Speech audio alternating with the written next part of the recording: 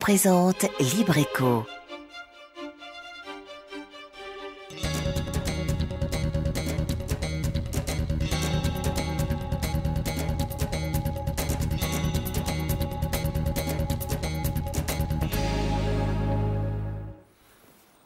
Salut à tous, c'est Libre Écho, nouvel horaire. On se retrouve désormais tous les mercredis à 20h15. Vous avez pris bonne note. En attendant, voici le sommaire de ce soir. Vous avez certainement un jour expédié un colis rempli de produits et cadeaux locaux à un proche dans l'Hexagone notamment. Peut-être avez-vous fait appel au panier des îles. Anciennement connu sous le nom de Colipay, cette entreprise locale s'est développée et a su traverser les années. Une société avec à sa tête une femme jock, comme on dit. Janine Salomon est entourée d'une équipe très féminine, dirons-nous. Mais visiblement, l'organisation est bien rodée. Nous verrons pourquoi. Une technique innovante pour illustrer la partie immergée des bateaux, une méthode durable à découvrir dans cette émission.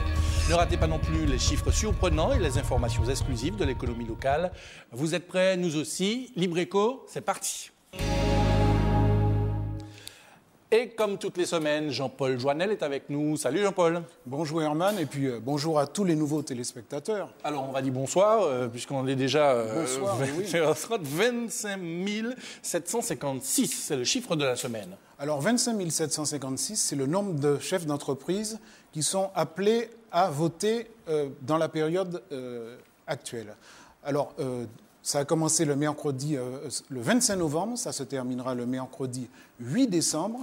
Et ce sont les chefs d'entreprise qui vont voter pour remplacer l'équipe qui est en place, qui a été élue en 2005, il me semble, qui est conduite par le président Claude Pompierre. Donc il s'agit d'élire ceux qui vont conduire les destinées de la Chambre pendant les 5 prochaines années. Alors quelles sont les listes en présence, Jean-Paul ? Alors, on a deux listes. Une liste qui s'appelle Ensemble pour le développement, qui est conduite par Manuel Baudouin, qui a été constituée par une alliance entre deux syndicats patronaux, le MEDEF et la CGPME, et une deuxième liste, qui est la liste qui s'appelle Une CCI pour tous, qui est conduite par Madame Madi Mérine, et qui est constituée par des ressortissants de la Fédération des associations des petites entreprises de la Martinique, la FAPEN. Alors, comment a évolué le corps électoral ? Alors oui, c'est l'occasion de voir comment ça a évolué entre 2005 et maintenant, pendant 5 années. Alors, il y a un enseignement qui est très clair. Il y a 3 catégories, le commerce, l'industrie, les services. Alors, le commerce a régressé un peu. L'industrie et les services, surtout, ont augmenté beaucoup. Donc, on se dirige de plus en plus en Martinique vers une économie axée sur les services. Alors, pour que nos téléspectateurs comprennent bien, pourquoi cette élection est-elle importante ? Alors, pour essentiellement 2 raisons. La première, c'est évidemment l'importance des missions de la Chambre de commerce et d'industrie de la Martinique. Il faut rappeler qu'elle accompagne les entreprises à toutes les étapes de leur vie, depuis la naissance jusqu'au développement. Elle s'occupe également de les accompagner pour la reprise d'entreprises. Et ça va également jusqu'à le développement à l'international, qui est le plus difficile, mais la Chambre de commerce est engagée résolument dans cette direction. La Chambre de commerce est également un acteur important de la formation. Alors à tous les niveaux, pour les cadres, pour les dirigeants, pour les intermédiaires. Il y a un centre de formation des apprentis. Il y a une école qui forme des cadres, l'ECG. Et puis, il y a également donc, l'ECG, il y a quand même une centaine d'étudiants qui sont les dirigeants et les cadres de demain. Et puis, last but not least, la CCIM, c'est elle qui gère 2 équipements particulièrement stratégiques, le port et l'aéroport. Même si, paraît-il, il y a des projets pour que ça change, mais on n'y est pas encore arrivé. Alors, pour finir, question cruciale, comment peut-on voter ? Alors, on peut voter de 2 manières. D'abord par Internet, et ça, c'est une grande première, et puis également par correspondance. Donc, je n'ai pas parlé de la deuxième raison pour laquelle il faut vraiment aller voter. C'est que, c'est évident, on est dans une conjoncture particulièrement difficile. Donc, ceux qui seront élus auront un rôle qui sera difficile, parce que c'est cette équipe qui va faire des propositions aussi bien à l'État qu'aux collectivités territoriales, aux parlementaires, qui devra contribuer à réaliser cette union sacrée pour qu'on puisse enfin sortir de la situation économique qui est la nôtre aujourd'hui et qu'on crée de nouveau des emplois et pour qu'il y ait un équilibre dans cette économie. Tout à fait. En tout cas, on suivra cette élection avec attention. Elle a lieu jusqu'au 8 décembre, vous l'avez dit. Il y a quelques années, on la connaissait sous le nom de Colis Pays. Depuis, cette entreprise locale s'est fortement développée. Et le panier des îles, comme on l'appelle maintenant, poursuit sa route vers la qualité et le service. Des colis garnis de produits locaux ou de fleurs sont livrés aux Antilles et dans l'Hexagone. Une recette qui plaît, comme nous le montrent Marion Bois et François Brigitte.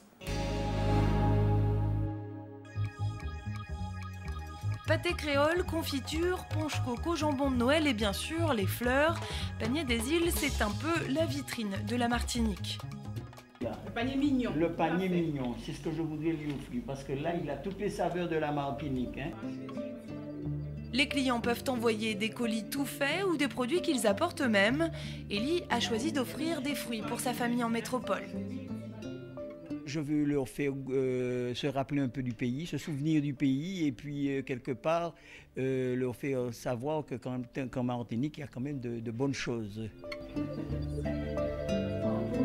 J'ai plein de familles là-bas et c'est très compliqué de faire mes colis moi-même, d'aller à la poste, faire la queue à la poste. Alors j'aime autant passer par ici.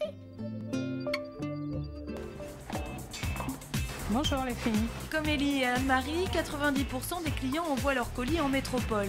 Chaque année, 25 000 commandes sont passées ici, dont la moitié en décembre. Pour anticiper la période, on prépare déjà les squelettes, c'est-à-dire qu'on prend de l'avance sur les colis. Les produits frais seront ajoutés au dernier moment. La période de Noël est une période faste. On devra donc multiplier nos moyens, que ce soit moyens humains, moyens matériels. On passe de 8 collaborateurs à 50 pour les périodes et en gros on fait en une journée ce qu'on a l'habitude de faire en un mois. Alors, ananas, banane et goyave. Pour faire face au rush de fin d'année, Panier des îles fait ses stocks de produits. Au total, une quarantaine de fournisseurs travaillent avec la marque. Un contrat plutôt intéressant selon eux. Sur la Martinique, nous sommes très bien implantés. Avec Panier des îles, ça permet qu'on puisse nous connaître un peu mieux à l'étranger. Voilà. Ça vient de cueillir ce matin. Il n'y a pas de problème, comme d'habitude. C'est très intéressant parce qu'elle me demande des fleurs tous les jours. Presque tous les jours. Les fleurs, ça sort du jardin et puis on rentre ici. Tous les jours, c'est 300 tiges. Hein. Jusqu'à cette année, la marque regroupait 2 entités, Panier des îles pour les bouquets et Colis Pays pour les colis. Désormais, les 2 structures ont le même nom, une fusion qui nécessite de sans cesse renouveler le catalogue et de se lancer dans des innovations. Ce carton, par exemple, est une première. Il permet d'envoyer les fleurs en bouquet. Le premier carton donc, pour le transport. On a monté des prototypes à la main. Après, on a testé sur des expéditions en métropole. Et puis, on l'a fait adapter par un industriel cartonnier donc, qui nous l'a réalisé à grande échelle. Les colis transitent par avion. Le risque terroriste doit donc être contrôlé. Pour éviter qu'un objet étranger ne rentre dans un paquet, les salariés passent une formation de sécurité. Ils viennent sans sac. L'enceinte de l'atelier reste toujours fermée et tout visiteur doit être muni d'un badge. Les règles sont strictes. Pour que les colis puissent passer par palette complète et pas un à un, ce qui prendrait énormément de temps, on est soumis à ces règles de sécurité où on garantit en fait à la sûreté aéroportuaire qu'il n'y a aucun objet illicite dans nos colis et que bon, dans le pire des cas, on ne va pas trouver un produit qui peut faire exploser un avion. En fait, c'est ça. Le véhicule qui mène les colis à l'aéroport est d'ailleurs scellé jusqu'à son arrivée à Chronopost. Le transport, c'est la première dépense pour Panier des îles. Le contrat avec Chronopost représente 35% d'un chiffre d'affaires qui s'élève à 2 millions d'euros. Ici, les colis sont scannés et enregistrés, mais au moment de Noël, le processus est bouleversé. Pendant le reste de l'année, Panier des îles nous amène à peu près un véhicule léger par jour de colis. Effectivement, à Noël, les volumes vont être de 1 poids lourd. Et là, donc, on est obligé de penser totalement notre organisation. On ne passe plus par la plateforme Chronopost. On va directement donc, chez Panier des îles où on confectionne les palettes, on enregistre les colis et de là, on livre directement la compagnie aérienne. Avec des denrées périssables, tout est question de timing. Dès que possible, les colis partent à l'aéroport, direction la métropole. Entre la commande du colis et son arrivée, 48 heures maximum se seront écoulées.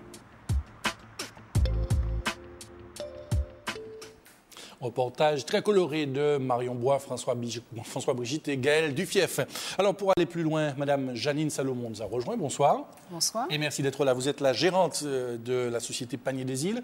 Alors peut-être d'abord remonter à la source. C'est vrai qu'on a tous envoyé des colis à des proches dans l'Hexagone, mais vous avez eu l'idée de les garnir. C'est vous qui avez eu l'idée ? L'idée, elle existait. Disons que nous l'avons reprise, nous l'avons étoffée. Donc depuis 1995 jusqu'à maintenant. Donc ça fait 15 ans qu'on exerce cette activité. Alors ce qu'il faut dire, qu'on a évolué un peu plus sur les 3 dernières années, puisque en 2007, nous avons lancé le concept Panier des Îles. Suite à une demande exprimée des clients, ils souhaitaient que nous puissions livrer des bouquets de fleurs sur la Martinique à des parents, des amis. Donc c'est ce que nous avons fait. Nous avons démarré par les fleurs tropicales, puisque c'est ce que nous faisions de mieux, nous maîtrisions mieux. Et puis, petit à petit, on a étoffé la gamme et on a proposé un concept tout compris. C'est-à-dire qu'aujourd'hui, on choisit sur un catalogue, on commande par téléphone, on paye à distance avec la carte bleue et nous livrons. Donc, que ce soit sur la métropole ou sur la Martinique, nous livrons à domicile ou au bureau. Quel regard portez-vous sur tout ce chemin parcouru depuis les années 90 ? Ben, c'est vrai qu'on a fait du chemin, donc c'est à travers des reportages comme celui que vous venez de présenter qu'on se rend compte du chemin parcouru. Mais je crois que ce qui est intéressant, c'est de se remettre en cause en permanence, d'évoluer. Et c'est ce qu'on a fait en fait avec ces 2 marques, donc Colis Payé et Panier des Îles. On a vécu un petit peu avec les 2 marques en parallèle pendant 3 ans. Et puis après, la décision s'est imposée d'en adopter une. On a choisi donc Panier des Îles, qui était porteuse d'innovation et qui avait également une forte audience sur le web. Pourquoi ce choix s'est posé à un moment donné ? Le choix s'est posé parce que c'est difficile de vivre avec 2 marques en disant on fait une partie pour la métropole, une partie pour la Martinique. Donc nous avons décidé d'abriter sous une seule marque l'ensemble de nos activités. Et ce qui nous paraissait pertinent, c'était d'amener cette nouvelle marque, justement parce que, en plus, panier, c'est un des mots les plus cliqués sur Internet. Donc, on avait une opportunité également sur le web. Alors, on a vu dans le reportage qu'il y avait des normes de sécurité particulièrement lourdes, dirons-nous. Est-ce que, finalement, elles ne ralentissent pas le procédé d'envoi, d'expédition des colis ? Alors, c'est vrai que ce sont des normes de sûreté importantes. Donc, ce qu'il faut savoir, c'est que lorsque on a décidé d'intégrer ce programme, l'objectif était justement de ne pas passer les colis un à un, donc de ne pas perdre de temps en période de pointe, mais surtout de pouvoir passer des palettes complètes. Alors, c'est vrai que ce sont des contraintes en amont, parce que ça nous demande de former tout le personnel. Vous avez vu que dans le reportage, on accède de façon codée à notre atelier. Il faut porter un badge, tout le monde est contrôlé. Mais après, ça fluidifie le trafic en fin d'année, ce qui nous permet d'expédier des palettes chaque jour. Jean-Paul. Oui, en écoutant Mme Salomon, j'avais parfois l'impression... Vous avez fait des arts martiaux, peut-être, non ? Je vais vous dire pourquoi. Pas encore. Parce que j'ai l'impression que, vous savez, tout le temps, on décrit cette économie martiniquaise comme souffrant de handicap, l'éloignement, l'insularité, etc. Et vous avez transformé tout ça en atout. Vous avez travaillé à partir de ça. Voilà. Et vous avez créé votre entreprise qui est importante sur ce qu'on présumait être des faiblesses. Donc je trouve que c'est assez exemplaire de ce qu'il faut faire quand on est dans une période comme la nôtre. C'est la crise, il y a des difficultés et tout. Eh bien, étudions les difficultés et voyons s'il n'y a pas des moyens de créer des entreprises à partir de ces difficultés. Alors, je vais rajouter par rapport à ce que vous venez de dire, c'est que il me semble que justement dans les moments de crise, c'est là où il est le plus important de se remettre en question, de développer de la créativité, de revisiter un petit peu son métier. Et c'est ce que nous avons fait d'ailleurs quand nous avons créé le carton donc, du bouquet rond de fleurs tropicales, parce que les habitudes, les comportements des consommateurs évoluent. Et on a eu en 2007 une baisse de notre activité sur les cartons de fleurs et on s'est posé la question, comment redynamiser ? Et à ce moment, on s'est dit, il faut fournir aux clients un bouquet tout fait parce qu'on n'a plus le temps ou on ne sait plus positionner des fleurs dans un vase. Et à ce moment, on a développé ce carton que vous avez montré dans le reportage. Alors, sur ce point des fleurs, excusez-moi de vous interrompre, mais je suppose que vous ne vous êtes pas fait que des amis avec les fleuristes qui ont accueilli finalement l'arrivée de